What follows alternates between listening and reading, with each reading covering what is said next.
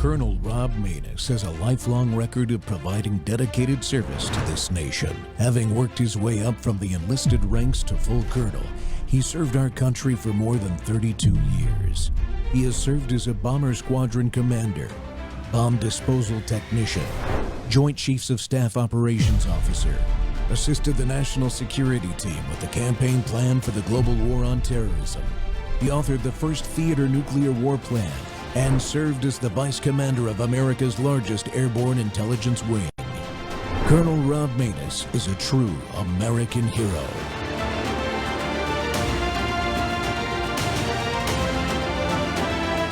This is Rob Manus Live. Looks like the Iran war might just expand from the Red Sea into the Caspian Sea, and the possibilities of an escalation increased after Iran accused Ukraine of targeting one of its vessels in the Caspian Sea. Iran's foreign ministry condemned Ukraine on the latest attack. Iran said that the strike triggered an explosion, killing one sailor and injured another. Iran called the attack an act of aggression and said it would defend its national interest and security.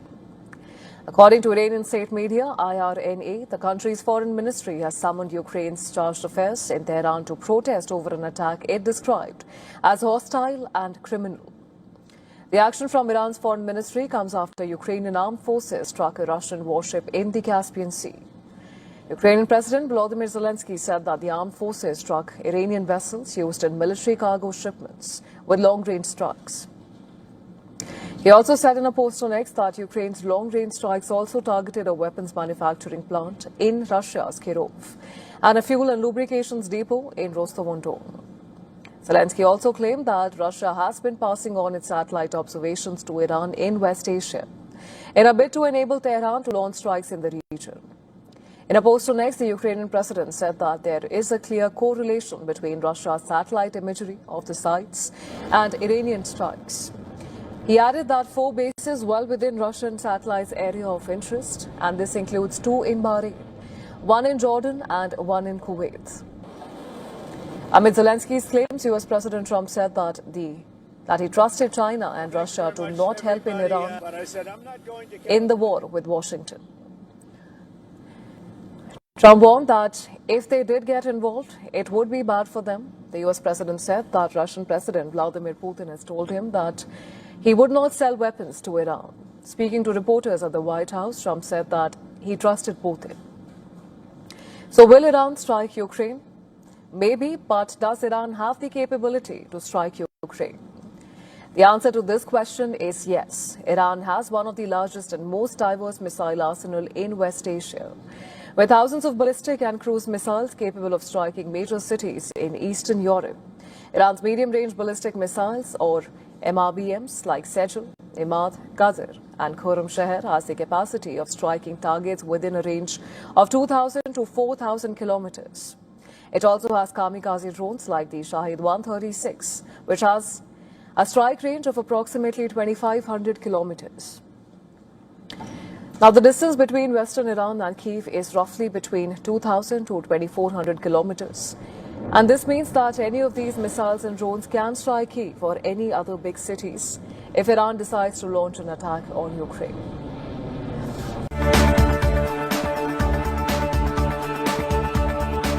Welcome back to the Rob Manus Show. We're live on Worldview Tube and our X Spaces simulcast. Well, you saw Ukraine's capability there. Their drones struck transport ships in the Caspian Sea, vessels that have been moving military cargo between Iran and Russia. Iran is warning the attack cannot go unanswered.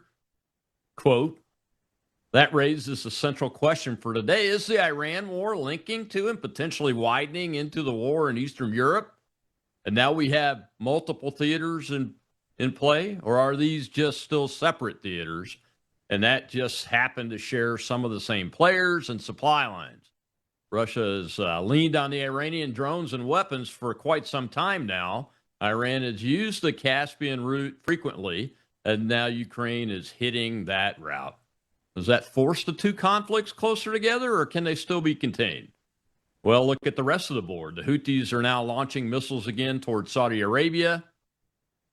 President Trump is meeting with Lebanon's President Aoun about ending hostility with Israel and dealing with Hezbollah just last week. A new U.S. Saudi civil nuclear cooperation deal is in the offing. It brings them potentially into the Abraham Accords and further isolates the Iranians. Is the war widening, or are we watching parallel pressure points that still have room to stay separate and are actually shutting it down a little bit more than we think it is? Well, joining me to work through that aspect question is my guest today is independent journalist and combat veteran Matt Tardio. He's a Green Beret. He led multiple killer capture missions in Afghanistan and wiped out ISIS-K without losing a single American under his command. And he's one of the clearest national security voices out there today. And he backs it up with receipts, man. Matt, thanks for coming on today.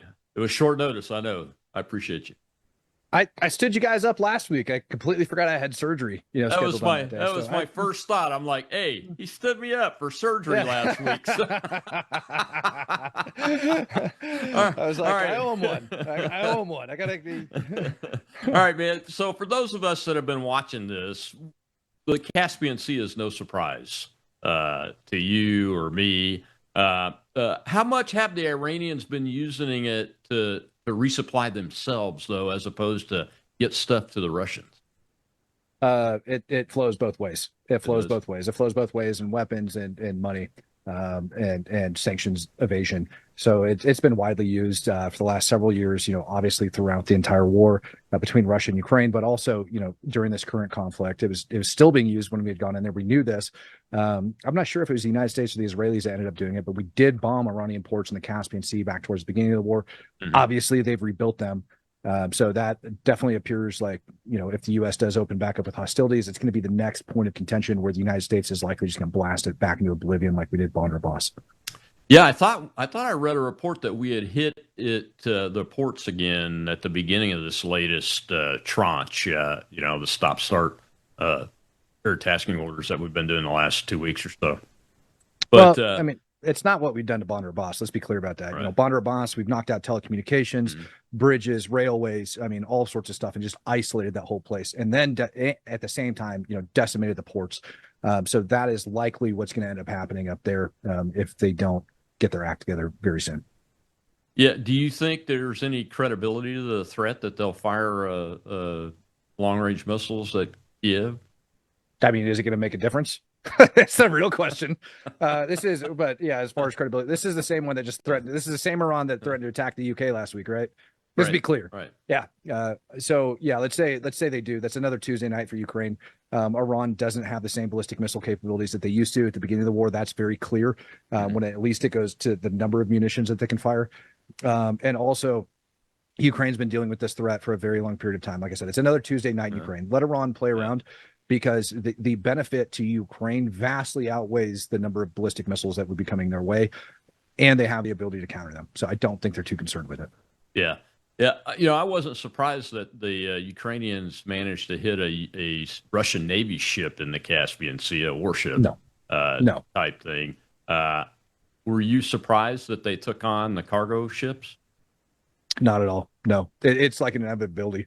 I think I talked to you several months ago, about what my take is, post Venezuela, moving into Iran. Everybody said it was crazy before Venezuela, that we're going to go from Venezuela over to Iran.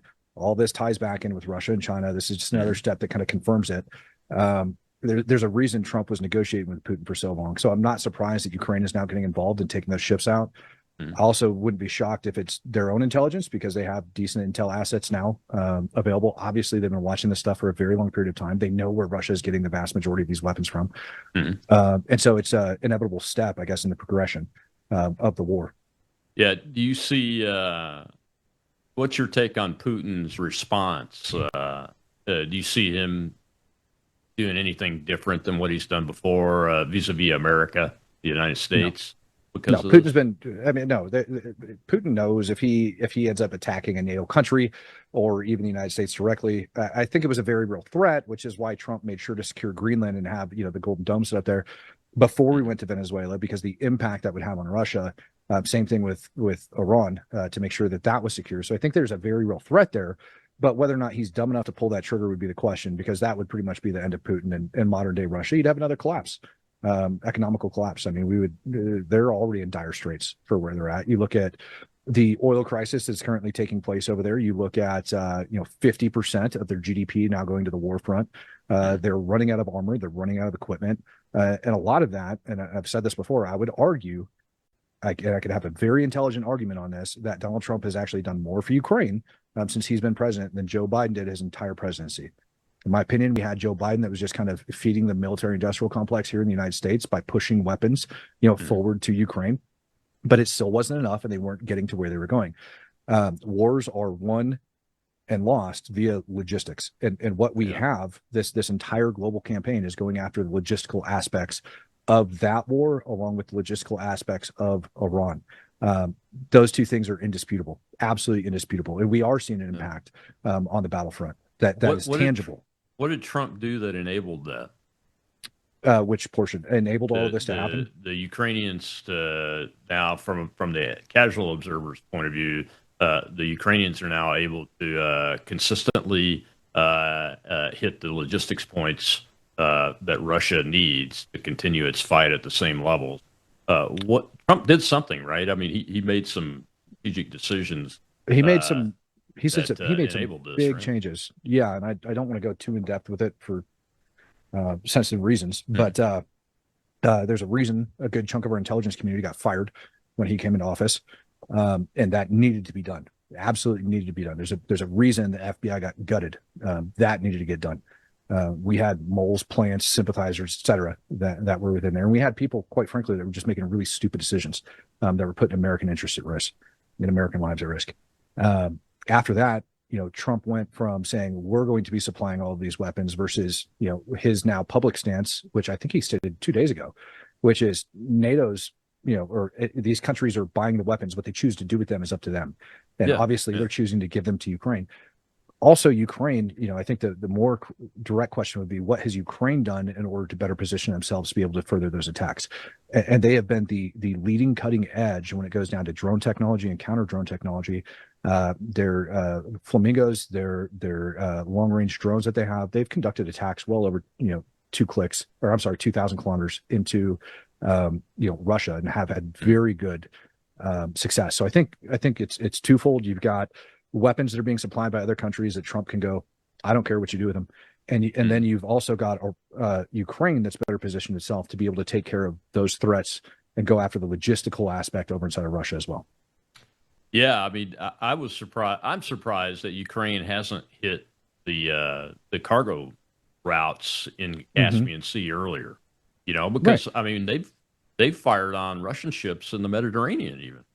Oh yeah, no, they pushed really far out, and it's amazing. I've got maps that I ended up sharing of this. There's a video over on my X profile that actually shows, number one, the amount of shadow fleet tankers. So when Trump came into office, and it's very obvious. You can see it. You can see the change in NATO partners. You can see change in different European allies. The amount of ships, shadow fleet tankers, that the United States, that the EU has actually gone after and taken out, as well as Ukraine targeting those as well. We also were doing that, by the way. Some of those same shadow fleet tankers were running in and out of Venezuela. That's right. So all of this stuff is leading to the economical collapse of Russia, because they've had to work around these sanctions.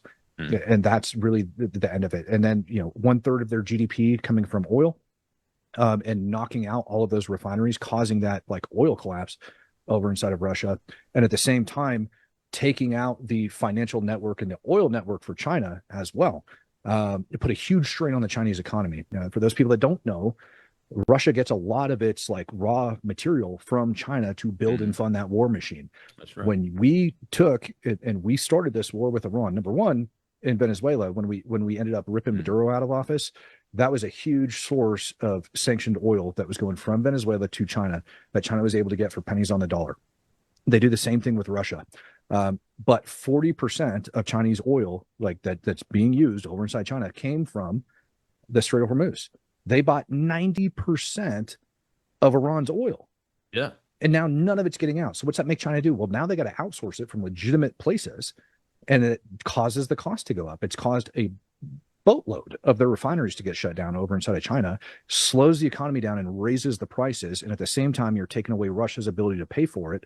And those are the effects you're seeing on the front line. So if you're asking what has Trump done to enable this, that, number one, it's allowed them to ease pressure on the front and to be able to take some of those munitions and start directing them elsewhere. Yeah, and I think everybody gets focused on the air tasking order and what targets have they struck tonight. What are we taking off the board? Are we killing enough people? Are we breaking enough of their things? And those kind of things. But honestly, the hit on Venezuela and its impact on China and Russia vis-a-vis all that, and the changes that he made in policy on the weapons going to NATO instead of going to Ukraine, I think, and the blockade going back in place on Iran's ports, it has the ability to have much, much more negative impact on the IRGC and the strategic players than anything else. We'll be right back with Matt Tardio. Continuous discussion, and we'll move to Matt. I want to get your take on the meeting with President Aoun of Lebanon, and that whole discussion, because I found it very interesting.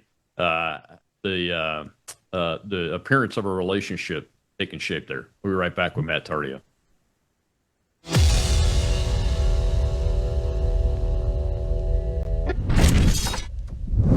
You woke up with a sore throat and a low-grade fever. You know you are getting sick, so here's your choices. You can get sicker and miss work. Try to see a doctor this week, or sit hours in a crowded waiting room at urgent care. I have a smarter option for you. Open your medical emergency kit. Match your symptoms to doctor-recommended prescription in your booklet and take the right meds now and get well faster. This is not a first aid kit. It's like having an urgent care in your home. It includes doctor-prescribed medications to treat over 39 medical issues like respiratory infections, strep throat, pneumonia, UTIs, and more. No waiting to see the doctor and no standing in line at the pharmacy. It's right here. Every home should have at least one medical emergency kit, and here's how to order. Go to worldviewhealthcare.com. Your kit to treat dozens of common and serious illnesses is rushed to your door. worldviewhealthcare.com. That's worldviewhealthcare.com. The emergency kit available at worldviewhealthcare.com. Make sure you don't have to go to urgent care. I got pneumonia. I didn't have to go. I took this last year. Stayed at home, went to bed.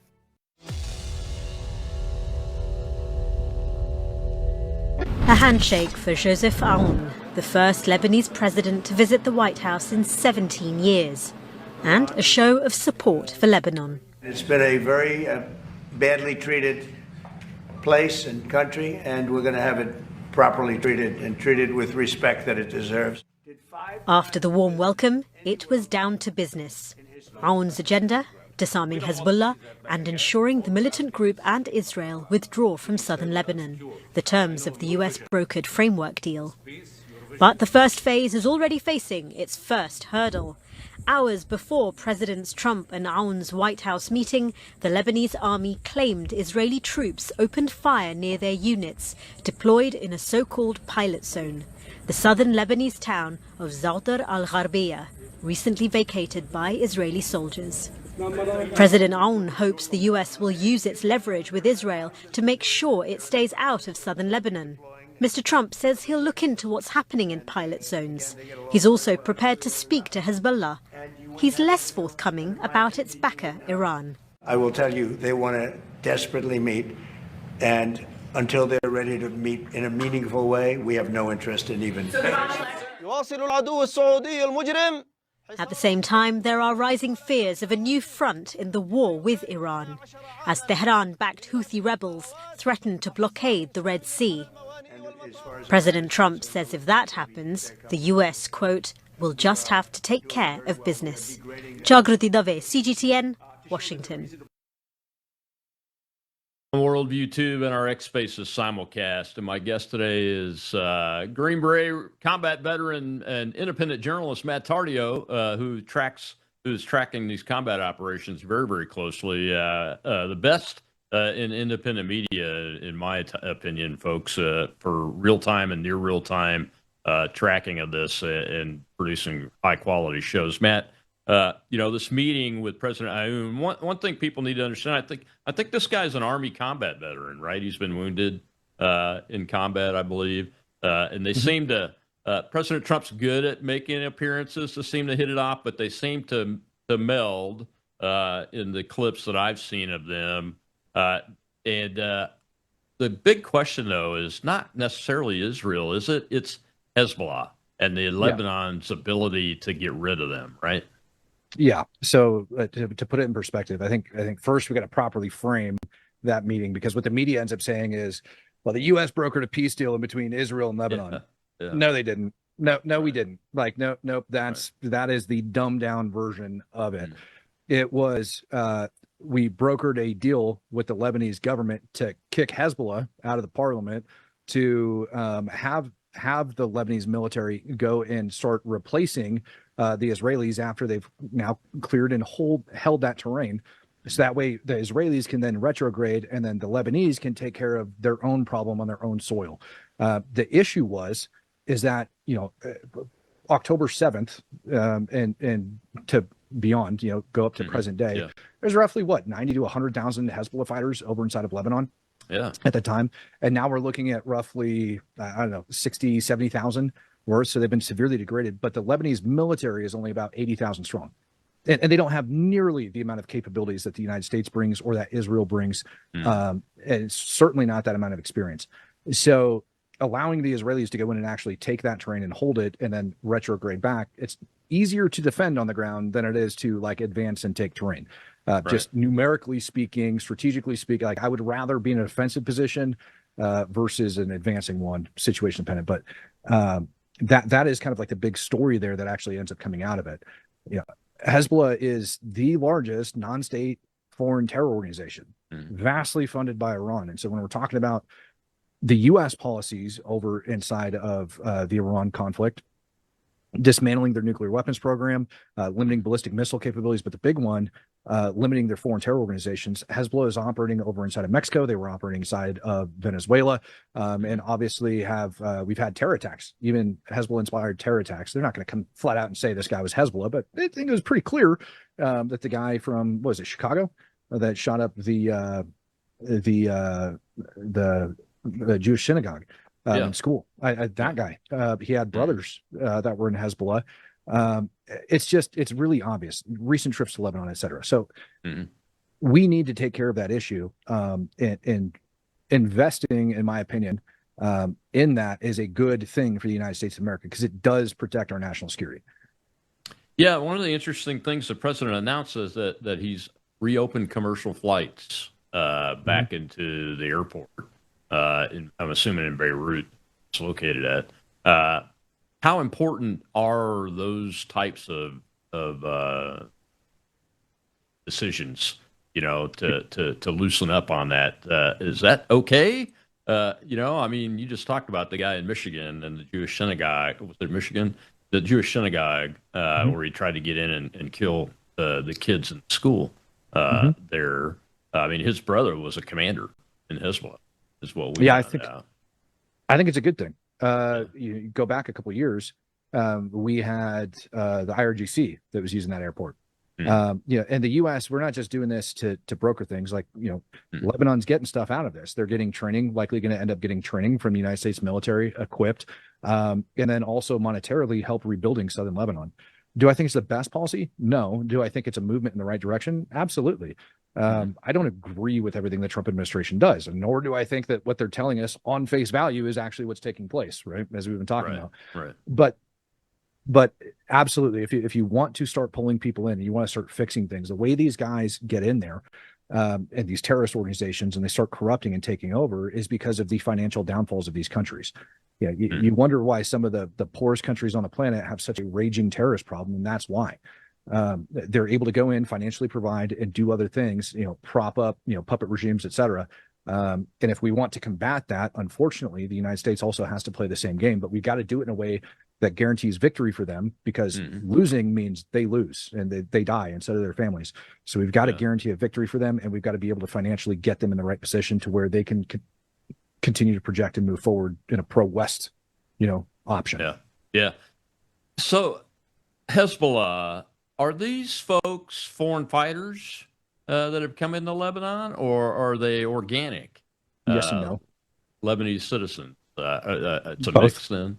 Both. You had, Hezbollah was fighting against Giuliani over inside Syria, which I do not support. I will openly state it. I do not support putting that man in power over inside Syria. But when he was running around as a foreign terrorist, after he got done killing U.S. troops, let's just be perfectly clear about who this terrorist is, jihadist. As he was doing that, after he got done killing U.S. troops and focusing on what was taking place in Syria, he was fighting Hezbollah. IRGC was using Hezbollah to fight against them on behalf of al-Assad, to the point where Hezbollah was also in charge of their chemical weapons program, production, transportation, things like that, for the Assad regime over in Syria. With that being said, you did have Hezbollah fighters from Syria. So if you're asking foreign fighters, well, we're talking about Syrians that got exiled and moved into Lebanon. Absolutely, that took place. But for the most part, the people over inside of southern Lebanon, they're from that area. They've been built up. Have they crossed the border into, who knows, how many of them there are that have done that. But yes, you do have some, but not like ISIS, to where you had them flooding from all over the world. Totally different. Right. So you mentioned the parliament, Hezbollah being in the parliament and everything. As a matter of fact, I think the speaker of parliament in Lebanon is a Hezbollah guy. My understanding, anyway. And the president's I believe, a Christian, and that's still by law, I believe. But still, if Hezbollah is controlling the legislative body, they're probably in a lot of the executive branch positions too, decision-making positions, all the way down, and everything. How does the United States help them eradicate that infestation? I'll call it an infestation, like a virus or bugs. Yeah, by doing exactly what we're doing now. I think one of the biggest mistakes the U.S. made over in Afghanistan wasn't acknowledging or recognizing the role that the Taliban plays for a lot of the people out there, right? Like it would be absurd for people to state that Hezbollah doesn't have support of the people in some of these areas, and to say that they're, a group that people don't back and get behind. And it's the same thing with the Taliban. The Taliban took care of families. They provided law, order, whether or not it was radical Islamic law and order, but law and order nonetheless, in areas that the government wouldn't get to. Right. And what we failed to do, I think, was to listen to those people and to be able to figure out how to actually make that happen. Much like most of the guys on the ground, with experience over in Afghanistan, living out in the villages and doing all that stuff, we looked at it and we're like, at some point, our politicians need to understand that the Taliban needs to have some sort of representation within the Afghan government in order to make this work. And I think if you want that Hezbollah situation, because right now they're way stronger than the Lebanese military, if you want that to work, you're going to have some sort of representation and let that work itself out over time. Obviously, strict rules, et cetera, in place, but have that work itself out over time. And Hezbollah, by the way, for a lot of people that don't know, rooted within the PLO, in the PA, right? So it again, we can say all roads lead back to Russia, but when you start understanding the radical Islamic take, whether they're Sunni or Shia, doesn't really matter. They all have the common belief that Israel should not, be occupying Jerusalem. That's their term, not mine. And they believe it's occupation because they believe it's their God-given right to that land. And so how do you get rid of that? Well, education, et cetera. But you've got to first open that door. I said in my last interview, like an hour ago, unless we are willing to commit literal mass genocide against these people, which is the only way to eradicate radical Islam, just like any other crazy belief, and eventually get people pushed back. We had to kill a buttload of Germans to get them to come to the table. When we had Imperial Japan, we had to drop 2 nukes on them to get them to, bend the knee. Unless we're willing to go that route, which I don't think America is, then we need to actually look at, this route that we're currently taking. So do I necessarily agree with it? I would rather put warheads on foreheads personally, to eradicate them, but that's not the stomach of the American population. I don't think Trump wants that. So yeah, we've got to start working that in somehow and let that work itself out. Yeah, I mean, it's a very complex situation, especially when you put in, you have the fundamentalist Islamists, which are the real nut jobs, and then you have those Muslims that say that they're mainstream and they act like it, but then you have this whole concept of taqiyya and how the objectives that Islam takes everywhere it goes. And it's a tough situation, man. We got to take another break. When we come back, we'll talk about the Houthis. I want to get your take on what you think the impact of these strikes on Saudi Arabia is going to be in the larger world. We'll be right back with Matt Tardio.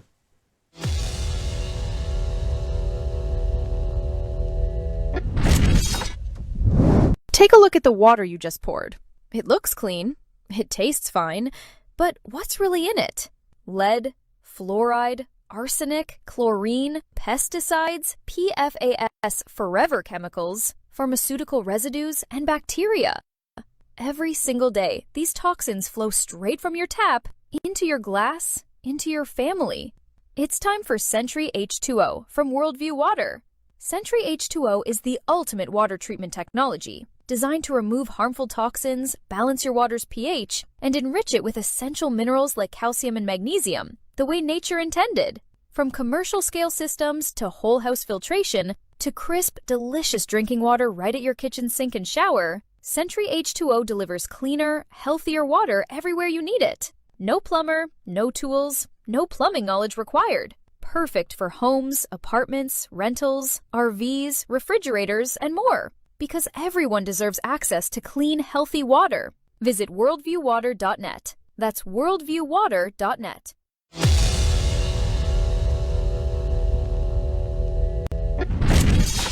You're watching Live Now from Fox as we're following some breaking news coming in here out of the Middle East and taking you out to this live look here. This is courtesy of Marine Traffic. This is a live look right now at the Bab al-Mandeb Strait ship tracker.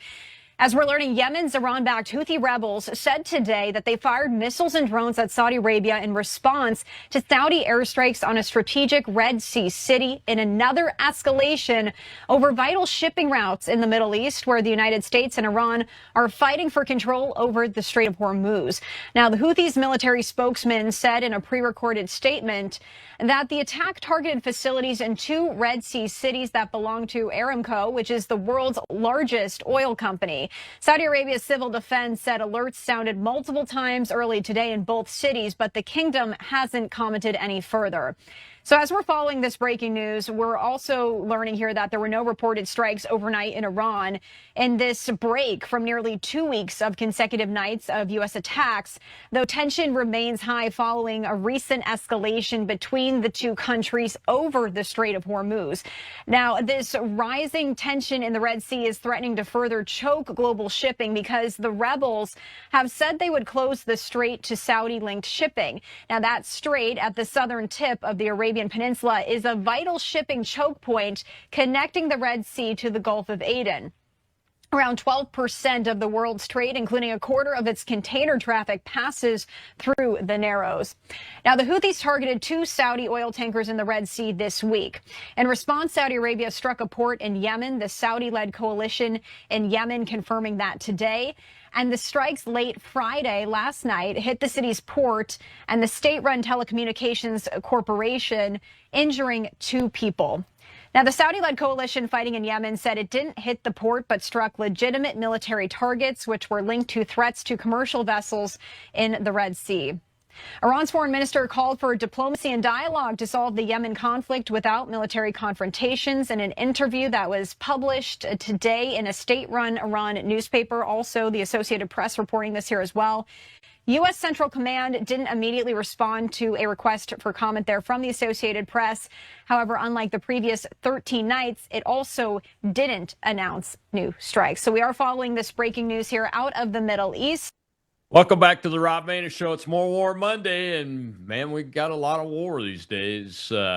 Just listening to what the Houthis are now doing to the Saudi Arabians. So, and my guest today is Matt Tardio. Matt, a couple of interesting things in that little clip. That's why I chose it. One is they're supposedly the Houthis are only shooting at the Saudis.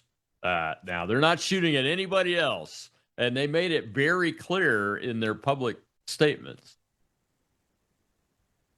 The beginning of the program, I said, is this the same Iran that threatened to attack the UK when you brought up Ukraine? I remember the Houthis last go round saying that they were only going to be targeting ships associated with the Zionist regime. And what ended up happening was everybody got targeted. And the only ships that were allowed to, transit the Red Sea were Russian and Chinese. That's it. Everybody else was getting blown up. So we'll see. I doubt it, but we'll see. The other thing that I found interesting is the Iranians, they put their diplomatic guy out there going, hey, we really want to settle this through diplomacy. Is that something that's unexpected, or from your perspective, like mine, it's the same old thing? Yeah. So let's talk about that. So the Iranians have been pushing, again, the Houthis, Ansarullah, or another foreign terror organization funded by Iran. And they're not a little foreign terror organization either. They're very big. They control 70% of the population over inside of Yemen. When you look at it on a map, you're like, all right, this is just 1/3 of the country, right? But that is 70-80% of the population over there. It's massive, right? It's a lot of people. But Donald Trump last week, when all of this came out, said that if the Houthis start launching attacks, that he's going to hold Iran responsible because they do absolutely control them. What ended up happening was, after Khamenei's funeral, the terrorists from Ansarullah, along with some members of the IRGC, were going to fly back into Sana'a over in Yemen. Saudi Arabia ended up bombing the runway, and then that started this tit for tat back and forth that's now turned into what the Houthis are calling a naval blockade, or a sanctioning of the ships to close Saudi Arabia off, which is not going to turn out good for them.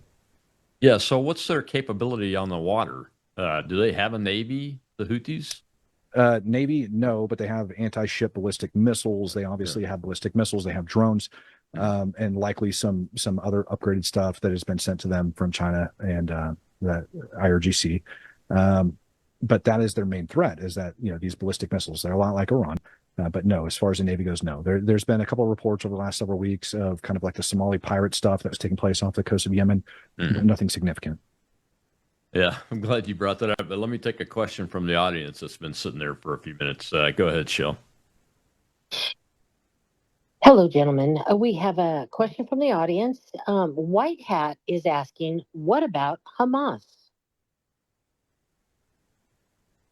That's a great question. It's been kind of quiet down in Gaza. No, it hasn't. They're still blowing them up. They released a video, I think it was like 2 days ago, of them blowing up. But I think what they're getting to is that, Trump had announced, that they had made peace with Hamas, and that all of that was coming to an end, and he ended another war. Like, the man's indefensible sometimes, like, when are you going to stop making negotiations with foreign terror organizations? Like, there's a reason that still to this day standing U.S. policy is we don't negotiate with terrorists. Yeah, it's not going well. They're still being terrorists, and they're likely going to end up getting killed. But Israel has to focus its efforts. They're worried about Hezbollah over inside of Lebanon, which is their main threat right now. Hamas has been grossly cut off. So has their ability to launch attacks. You don't see a lot of like large scale rocket attacks or anything like that coming from Gaza anymore. And so they've got a task prioritized. Their military is only so big. And so once they get done with Lebanon, I have no doubt that they'll go solve that problem with Hamas inside of Gaza, and then they'll move into Judea, Samaria, West Bank. I don't care what you call it. They'll go in there and they'll start taking care of that issue following Gaza. Yeah, I was going to ask you, the Hamas guys, the place that the so-called peace agreement is supposed to be is they're at the disarmament phase for Hamas, and I say that quite tongue-in-cheek because they're not giving up anything, right? I mean, there's no indication that they're going to lay down their weapons, say, okay, yeah, we'll disarm. No, as a matter of fact, the one video of them getting a bomb dropped on, the last one I saw was them rearming and re-equipping and transferring weapons. They're not giving them up. They're going to have to die. Hamas is, and I've said this before, after seeing specifically all of the unreleased footage from October 7th, and having seen and heard tales of what ISIS was doing, I stand by this statement wholeheartedly, and I mean it with every ounce in my body. Like, Hamas is worse than ISIS. People say Hamas is ISIS. You're giving Hamas too much credit. Hamas is worse than ISIS. They are absolutely horrible human beings. Yeah, I mean, at least in ISIS, you had people that were pouring in from around the world that had some sort of culture, something that was appropriated to them, pushing radical Islamic terror. Inside Gaza, where you have Hamas, they have had nothing but radical Islamic terror preached to them in this confined space from the day that they were born, being taught that they're going to grow up to be martyrs. Number one best-selling book in Gaza, Mein Kampf, right? Like there's all sorts of things that we can point to. They're absolutely horrible human beings. They're going to have to get eradicated. I don't know how else to say that. When I brought up and I had stated that the only way to actually get rid of the ideology is by killing them, that's one of the examples that that's going to take place. Yeah, I mean, the October 7th operation, that atrocity should have been the big indicator to all of the people in the world that hate these nasty, barbaric people. Or at least the tactics. Hate the tactics. You don't have to hate the people individually, but hate these tactics and strategies of barbarism that go back to the 6th, 7th century. And then you overlay modern technology on it, and you get October 7th. I mean, that's the big indicator as to what these people are. And like the Nazis of World War II, it took the entire destruction of the Nazi command structure. I'm not talking about the military guys that were left over from pre-Nazi military that ended up surrendering. I'm talking about the Nazi apparatus. You had to completely obliterate it, and it took Hitler killing himself along with his top, propagandists and their families and those kind of things, right? Yeah. Yeah, I'm sure it was Israel that killed Hitler back then too. Right. Yeah, no, I think it's worse than that. That you're looking at like economical causes and things like that, and people blaming and a different radical ideology. This, you're looking at people born and raised from birth to think that any and all means, like it is written in their most recent charter that they are allowed to take the land of Israel back by any and all means. That included in their minds, apparently, not allegedly, but apparently in their minds, defiling human bodies, shoving sticks up people's anus, things like that, raping them with whatever's laying on the ground. I mean, just horrendous things. They strangled a baby. I mean, let's just throw that one out there. I mean, these are not decent human beings. No, they're not at all. I think it's also important. I think it's also important to state that there was 3 different waves of attacks that took place that day. The first one was primarily Hamas. And then what ended up happening was you had a video that came out of the Nova Music Festival that hit Telegram and got spread around Gaza like wildfire. And it was of a Hamas fighter shooting somebody that was hiding behind a tree. And then it went out with the Quranic verse talking about killing every Jew hiding behind a rock and tree. And that inspired a second wave and then a third. And in the second and third waves, you had Palestinians, all right, people that poured across the border on their own to do these things because of that radical ideology. Just because they're not in Hamas doesn't mean they weren't raised that way. So when they saw that, they took it as a sign from the Quran and like divinity, basically, and poured across the border to continue on with that. So I just wanted to point that one out. Yeah, that's why you had things come out like the recording of the phone call between a son and his parents, and the son is very proud of the atrocities that he just committed. I mean, that's how that comes about. So one question for you is, how are they getting resupplied? I mean, Israel has really taken apart a lot of that infrastructure. How are they getting resupplied? Through the Egyptian border? No. Shell's more than welcome to go over to my profile right now and put it up in the purple pill, share it with the space that's over there. I'll email it to you afterwards. One of the things I did when I was over there was I went through Gaza, and then I went over to the Kogat site, which is where all the humanitarian aid is shipped in. And originally the guy didn't want to have this conversation with me whatsoever when I brought this up. There's only one location that moves enough stuff in and out of Gaza to where you are going to have that level of armament be able to come through, and that is through the humanitarian aid being shipped into that country. So I know that they had that contraband, and I went over there. I eventually convinced this gentleman to let me go take a look. The amount of contraband for 1 week equated to an entire semi truckload of things that I mean, you can go with opium, things like that for the monetary purposes, but precursors for explosives themselves, weapons, ammunition, equipment, all of that being smuggled in via the humanitarian aid. And it was troubling. Yeah. And Israel has this information. They've held on to this information, and they just didn't do anything with it. I published it. Nobody gave a crap about it. And it's geotagged, located, and you can go take a look at those photos. This is stuff that's coming from Hezbollah. This is coming from the PA. This is coming from all sorts of different jihadic organizations that are being put on there, and funneling into the country. And again, my location was turned on, time, date, everything. Like, I left that information when I took those pictures. You're more than welcome to go verify everything I just said. That's how they're getting it in. All right. Well, we got to take one more break before I let you go. I've only got you for 50 minutes.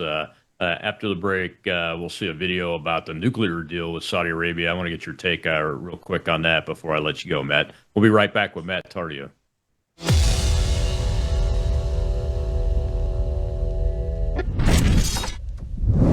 At a certain age, you stop chasing younger. You start protecting what helps you feel steady, strong, and well. Your body's collagen matters. It supports the structure of your skin, joints, and connective tissue. But as the years go by, your body needs more support from the inside.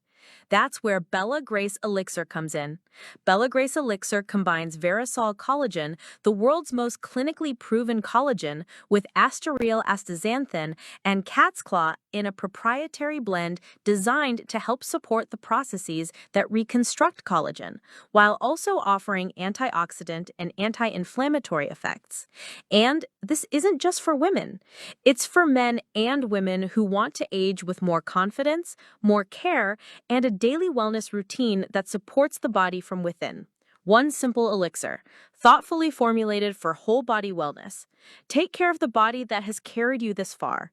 Order Bella Grace Elixir today at melissahousebg.com.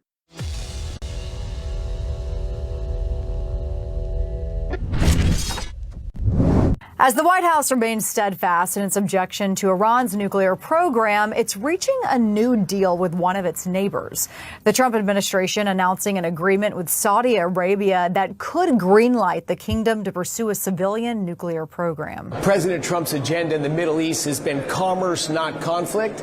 Saudi Arabia has been an ally of the United States since the nation's forming. The Wall Street Journal first reported the deal, which lasts for 30 years and could involve American companies. It reportedly does not require Saudi Arabia to abide by the International Atomic Energy Agency's toughest protocols, which allow for surprise inspections at nuclear sites. The revolutionary aspect of this agreement is that the United States is willing to, at least theoretically, transfer highly sensitive technology without the same level of oversight that one would expect. The deal will likely have to go through Congress for final approval, where some lawmakers are concerned the U.S. is throwing a match on an already unstable region. We cannot put a situation into the Persian Gulf, in addition to Iran, that would create another country with the ability to enrich uranium and put them on the road to developing a nuclear weapon. But the administration is defending the deal. The U.S. is not going to reach any agreement with any country in the world that leads to the risk of proliferation. And the Saudi crown prince has been clear that if Iran gets a nuclear weapon, his country will pursue one as well. In New York, Caroline Elliott, Fox News. Welcome back to the Rob Maness Show. It's More Monday. My guest is independent journalist and former Green Beret and combat veteran Matt Tardio. And Matt, I know I got to let you go here in about a minute, but I just wanted to get your take on this potential deal. It's got some interesting things about it. I have read that they're not going to get enriching capability as much as it's going to be a power plant type nuclear material for power purposes, and that the enrichment process will happen somewhere else. And the other thing is, and the part that got my attention is the president said, only if they join the Abraham Accords will this deal go through. I see that some pretty good things right there. Yeah. So we got to start making peace with Saudi Arabia and getting them on the Abraham Accords. They currently have an invitation from BRICS to join. So this goes back to the larger global scale of things. And also we need to look at the Strait of Hormuz and who's going to end up controlling that, right, and providing security for it, because the United States isn't going to be the endless police of the Strait of Hormuz. That's going to require all the Gulf nations to jump on there. Saudi Arabia has been taking several steps. They helped us out greatly during the global war on terror, and there's no reason why we shouldn't help them along that way. Abraham Accords are nothing more than recognizing that Israel is allowed to exist, and if you got an issue, you're going to solve it diplomatically instead of firing ballistic missiles and sending over foreign terror organizations, right?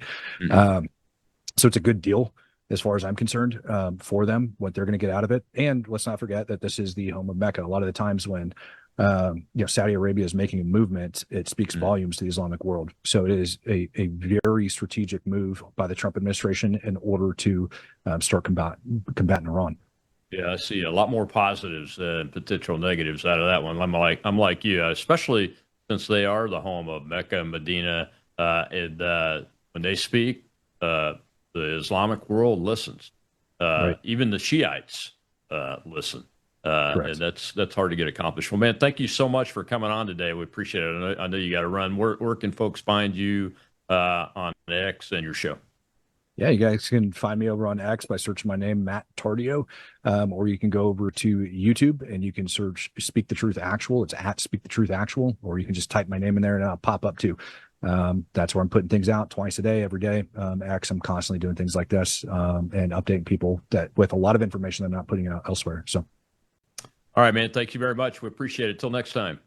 Thank you. All right, folks, I've got one question in the audience, and then I'm going to do a tribute to my friend Sam Faddis, who was a month ago today, was a guest on this show. Shell, go ahead with the question. I'll take it. Go ahead, AJ.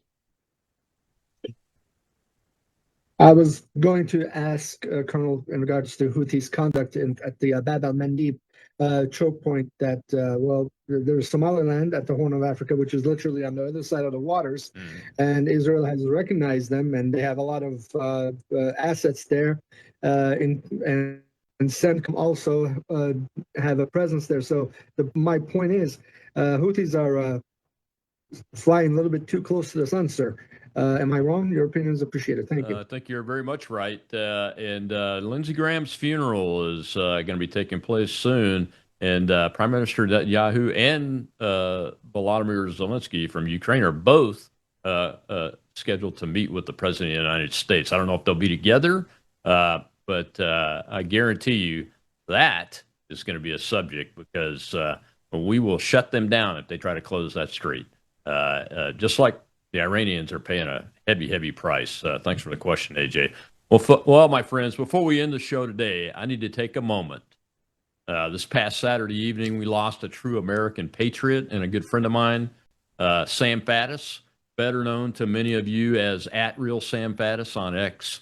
Sam passed quietly at the University of Pennsylvania Hospital in Philadelphia. He was surrounded by his wife, Gina, and their 4 children, his remaining brother, and other family members.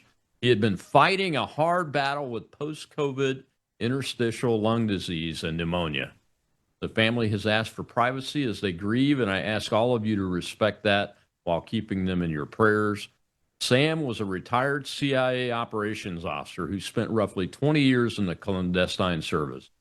He led the first CIA team into northern Iraq months before the 2003 invasion. He later headed the Counterterrorism Center's Weapons of Mass Destruction Unit. He operated in some of the most dangerous corners of the Middle East, South Asia, and Europe, recruiting sources, running operations, and doing the hard, quiet work that keeps this country safer. Before the agency, he served as an Army officer. After the agency, he never stopped serving. He wrote books that told the hard truths about the intelligence community. He became a clear, steady voice on national security, on Steve Bannon's War Room, on Real America's Voice, in A&D and Magazine, which is still out there on Substack, and anywhere else people wanted unvarnished analysis instead of talking points, including exactly 1 month ago on this very show. Well, to me, Sam was more than just a resume. He was a friend. He's a man of conviction, and he loved this country. He spoke his mind, and he never seemed afraid to stand up for what he believed was right. In the days before he left us, I called him one of our best men, and I meant it. We are poorer for his absence. The intelligence community lost a seasoned operator. The truth-telling community lost a fearless voice, and many of us lost a friend. Gina, to you and the children, my deepest condolences. My family and I are praying for you. May God give you strength and comfort in the days ahead. Sam Faddis answered the call. He served with courage, he spoke with clarity, and he leaves behind a legacy of service that will never be forgotten. Rest in peace, Sam. Thank you for everything. You are missed. Ladies and gentlemen, I'm going to have the producers run this clip. This is who Sam Faddis is in his own words. Mr. Producer, go ahead and just close us out one. Well, thank you very much for the honor of being here tonight. I'm going to give you a little bit of a disclaimer up front. It's like one of those warning labels. In the Central Intelligence Agency, all the record communication is carried out in written form. I mean, they got radios and television, and telephones and stuff, right? But they send what they still call cables back and forth, and that's how you communicate officially. And there's this unofficial expression called cableese, which is the way you write. So it's this very stilted, overly polite form of writing. Think about some Englishmen in a stuffy British club in the late 1800s where everything is understated and indirect and nobody raises their voice. So the disclaimer is this: I was never any good at that. So somewhere in the bowels of headquarters are hundreds of messages back to me in the field, beginning with a statement to the effect of, "Thank you for your candor." You will understand in cableese that's not what that means. That means, you're a rude SOB, aren't you, Faddis? But my intention is not to be rude, and I don't think I'll be rude to any of you. But I think we're talking about some very important matters, and the hour is late, and the risk is very real, and the danger is grave. And so if there was a time to pull punches and dance around issues, it has long passed.